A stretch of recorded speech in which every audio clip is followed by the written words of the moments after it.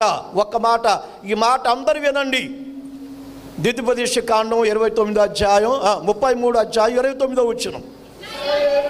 ఇశ్రాయేలు, నీ భాగ్యం ఎంత గొప్పది. యెహోవా, నాన్న అందరూ బైబిల్ మీద ఈ మాట ఉంచుకోవాలి జాగ్రత్తగా, మనసులో రాసుకోండి, మనసులో రాసుకొని జాగ్రత్తగా బ్రతకండి. ఏమన్నాడు చెప్పండి. ఇశ్రాయేలు, నీ భాగ్యం ఎంత గొప్పది. యెహోవా రక్షించినటువంటి, అబ్బా అబ్బా అబ్బా అబ్బా, యెహోవా రక్షించినటువంటి నిన్ను, ఇక నిన్ను పోలినవాడు ఈ ప్రపంచంలో ఎవరూ లేడు అన్నాడు. దేవునికి స్తోత్రం. బా, ఎంత విలువైన మాట అండి ఇది, ఎంత విలువైన మాట చెప్పండి.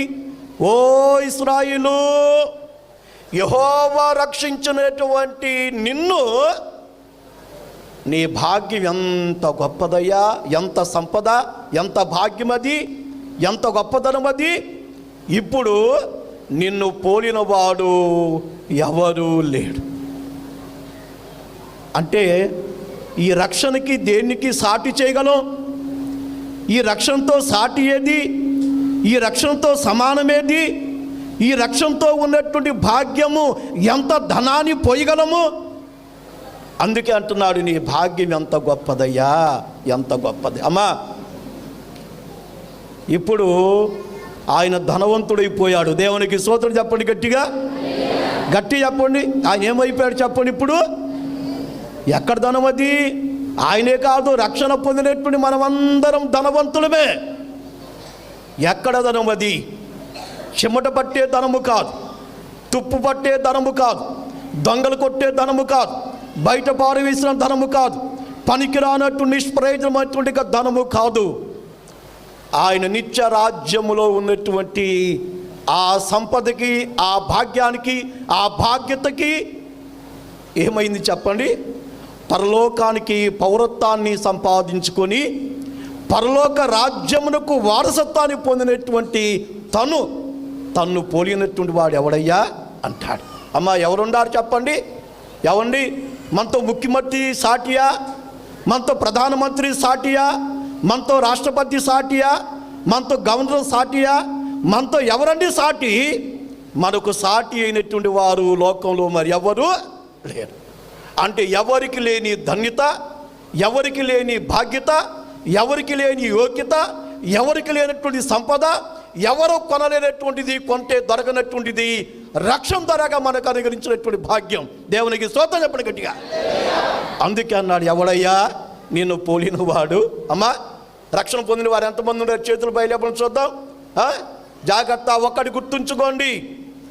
ధనవంతులు చూసి ఒకవేళ అతనితో నేను సాటి అని మీరు అనుకుంటున్నారేమో, బిల్డింగ్లు కలిగిన వారిని చూసి వారితో నేను సాటి అనుకుంటున్నారేమో మీరు, లేక ప్రపంచాన్ని పరిపాలిస్తున్నటువంటి నాయకులను చూసి వారికి నాకు సంబంధమా, వారితో సాటి అనుకుంటున్నారేమో మీరు. కానీ మీకు సాటి అయిన వారు మాత్రం వారు కాదు. దేవునికి స్తోత్రం చెప్పండి గట్టిగా. ఏమన్నాడండి అక్కడ? అమ్మ, ఏమన్నాడు? ఇశ్రాయేలు, అబ్బా అబ్బా అబ్బా చెప్పండి. ఏంటమ్మా అది? ఏంటమ్మా ఏంటది? ఇశ్రాయేలు, నీ భాగ్యం ఎంత గొప్పదయ్యా, ఎంత గొప్పదయ్యా. ఆ మాటతో వదిలేశాడా? వదలలా. మళ్ళీ ఏమంటున్నాడు? ఇదిగో సాతాను చేతిలో భక్షించబడుతున్నాడు మనిషి, పాపం చేతిలో భక్షించబడుతున్నాడు మనిషి, పాపం చేతిలో నలిగిపోతున్నాడు మనిషి, పాపం చేతిలో కుమిలిపోతున్నాడు మనిషి, పాపం చేతిలో కుంగిపోతున్నాడు మనిషి. కానీ యెహోవా చేతిలో రక్షించబడుతున్నాడు మనిషి.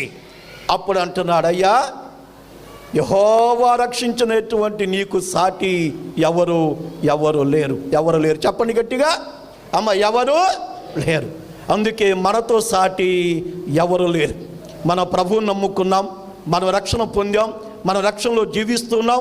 ఇటువంటి సందర్భాల్లో, సమయాల్లో కేవలం అనుకున్న బంధువులు, స్నేహితులు మనకు దూరమైన, మనల్ని బహిష్కరించిన విషయాన్ని గమనించండి, వారు మనల్ని పోలి జీవించేవారు కాదు.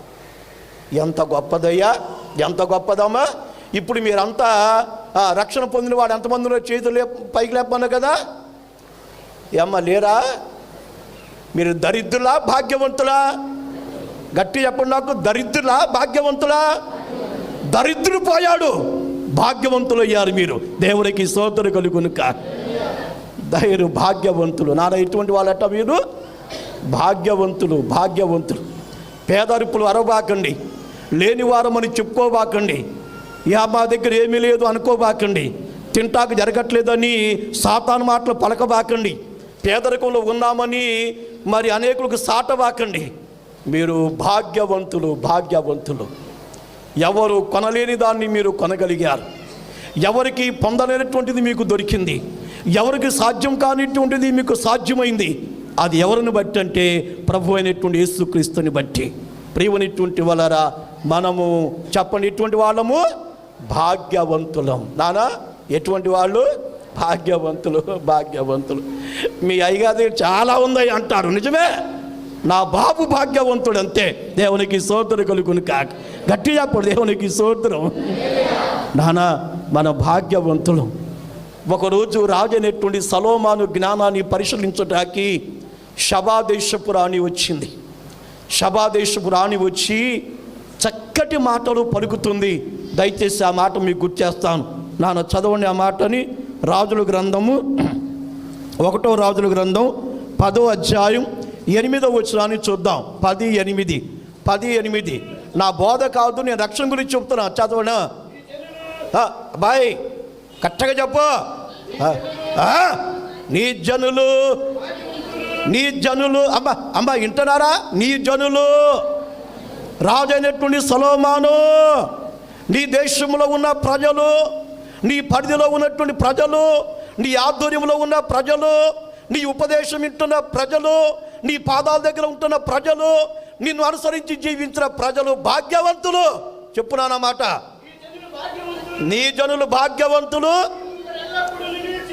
నీ ముందల ఎల్లప్పుడూ అటు ఇటు పరుగులు తీయకుండా, తోకలు జాడించకుండా, కోతులు లేక నడవకుండా నీ ముందల నడిచినటువంటి నీ జనులందరూ నీ జ్ఞానవచనములను వింటూ